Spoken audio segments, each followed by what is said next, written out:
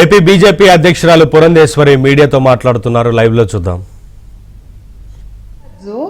ఇక్కడ ఉన్నటువంటి అధికారులతోటి కుమ్మక్కయ్యి epic cards కి సంబంధించి ఆ పాస్వర్డ్ ఆ యూజర్ నేమ్ తీసుకుని ఓటర్ లిస్ట్ డౌన్లోడ్ చేసుకుని ఏ బూతుల్లో ఎవరు ఉండరు ఎన్నికల సమయానికి, చనిపోయిన వాళ్ళు ఎంతమంది, లేకపోతే విదేశాల్లో ఉన్న వాళ్ళు ఎంతమంది, లేదా ఇతర రాష్ట్రాల్లోనూ ఇతర ప్రాంతాల్లోనూ ఉండి ఓటు వేయడానికి రానటువంటి వారెవరు, ఒక్క తిరుపతి నియోజకవర్గంలో అసెంబ్లీ నియోజకవర్గంలో 35,000 ఫేక్ ఓటర్ కార్డ్స్ తయారు చేశారంటే అసలు ఇంతకంటే అన్యాయం ఉంటుందా?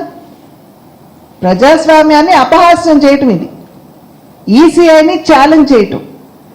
కనుకనే వెంటనే మనం రుజువులతో పాటు ఎప్పుడైతే మనం ఉత్తరం రాయడం, వారిని కలవడం, ఆ రుజువును కూడా వారికి ఇచ్చాము పెన్ డ్రైవ్లో. వారు అవన్నీ కూడా చూసుకుని చీఫ్ ఎలక్షన్ కమిషనర్ గారు వారు ప్రక్రియ ఆల్రెడీ స్టార్ట్ చేసి ఐఏఎస్ ఆఫీసర్ మీద కలెక్టర్ని సస్పెండ్ చేశారు.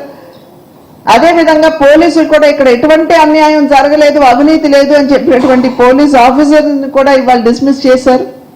ఇదంతా భారతీయ జనతా పార్టీ విజయం. We have been successful.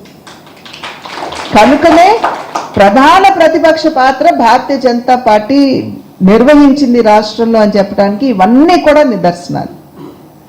కనుక ఖచ్చితంగా రాబోయే కాలంలో భారతీయ జనతా పార్టీ అంటే ఇప్పుడు జరగబోయేటువంటి ఎన్నికల్లో భారతీయ జనతా పార్టీ ఒక బలీయమైన శక్తిగా అవతరించబోతుంది అని చెప్పి మేము ఏదైతే చెప్తున్నామో అది స్పోక్స్ పర్సన్స్ అయినటువంటి మీ అందరి మీద నమ్మకంతో అని చెప్పి తెలియజేస్తూ ఈ బాధ్యతని ఖచ్చితంగా మీరు సమర్థవంతంగా నిర్వహిస్తారని విశ్వసిస్తూ సెలవు తీసుకుంటున్నాను. నమస్కారం.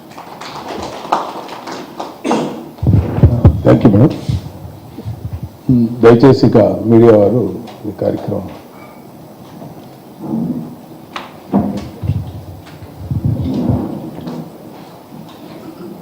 మీడియా ప్రతినిధులందరికీ ధన్యవాదాలు.